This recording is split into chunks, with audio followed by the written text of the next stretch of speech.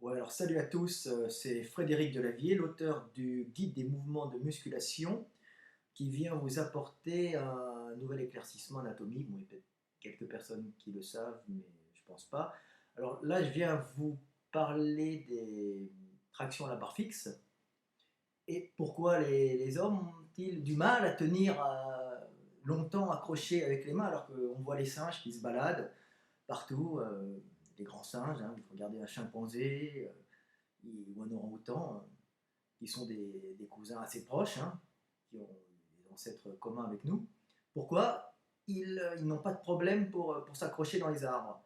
Alors que nous, on peut monter, mais quand même, on a les mains qui lâchent, hein. On n'a qu'à voir, vous savez, les films où on voit tout le temps le gars qui est accroché comme ça, et puis il est en train de lâcher, et puis il y a le méchant qui vient lui écraser les doigts. On n'a pas une prise aussi puissante que le singe. Alors pourquoi? Bah alors, c'est simple.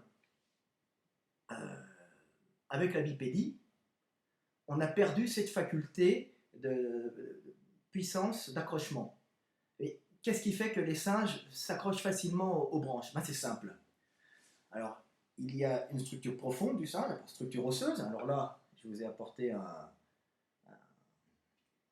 os de main, vous voyez, ça c'est une main humaine, hein. Alors on voit ici, vous voyez là, les os, les carpes, métacarpes, les phalanges. Alors chez les hommes, vous voyez, elles sont relativement rectilignes.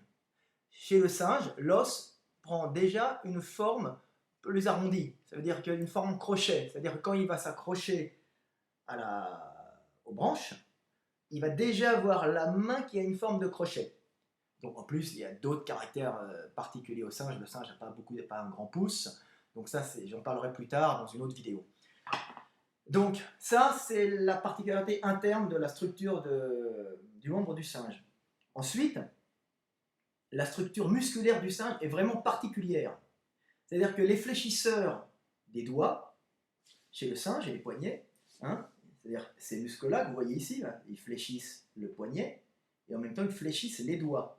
Bah, chez le singe, ils sont particulièrement courts et rétractés, alors que chez l'homme, ils sont assez longs, ce qui permet à l'homme d'étendre sa main, vous voyez, facilement, alors que le singe, quand il a la main fléchie, il peut étendre les doigts. Quand il a le bras fléchi et la main fléchie, il peut étendre les doigts pour porter quelque chose à sa bouche, manger. Mais dès qu'il étend la main en hauteur pour attraper une branche, comme les fléchisseurs qui sont ici sont relativement courts, donc c'est très court, quand il étend sa main en hauteur, les doigts se recourbent. Vous comprenez? Il étend la main là, et comme les fléchisseurs ne sont pas assez longs, les doigts, vous voyez, ils sont là, et ils vont se recourber automatiquement. Qui plus est, quand il tend le bras, il se recourbe encore plus. Donc il se retrouve avec une forme de crochet, vous voyez, qui lui permet d'accrocher la branche sans se fatiguer. Paf. Alors, évidemment, il a aussi des énormes muscles à cet endroit-là, mais dès qu'il étend, il tend les doigts quand il a la main fléchie, et dès qu'il tend la main, il étend le bras, hop, les doigts se recourbent automatiquement. Vous voyez? Donc c'est quelque chose qui est assez intéressant à savoir.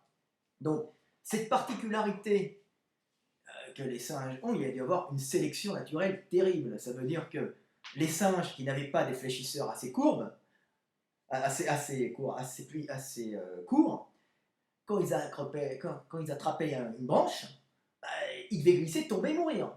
Donc il y a eu une sélection naturelle extrêmement intense chez les ancêtres des singes, qui sont aussi nos ancêtres, hein, des grands singes, pour justement avoir cette particularité d'avoir des fléchisseurs extrêmement courts, qui permettent d'avoir la main en crochet quand il tend le bras et qu'il peut accrocher un arbre sans fatigue. Par contre, l'homme, quand il est descendu, quand il s'est redressé, j'expliquerai après comment la bipédie est venue, dans une autre vidéo.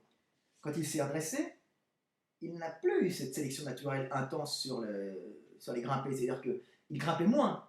Donc en grimpant moins, il chutait moins. Par contre, le fait d'avoir les mains libres, justement, il n'avait plus besoin de ces fléchisseurs courts. En plus, quelque chose qui est assez intéressant à savoir, quand il perd progressivement, parce qu'il n'y a plus de sélection naturelle de ce côté-là, à force de marcher, et il se réfugie de moins en moins dans les arbres, il a trouvé des avantages à la bipédie. Mais il se retrouve avec des fléchisseurs moins puissants et les doigts qui peuvent s'étendre. En plus, il a développé un pouce. Mais qu'est-ce que ça donne comme avantage? Ça donne un avantage énorme.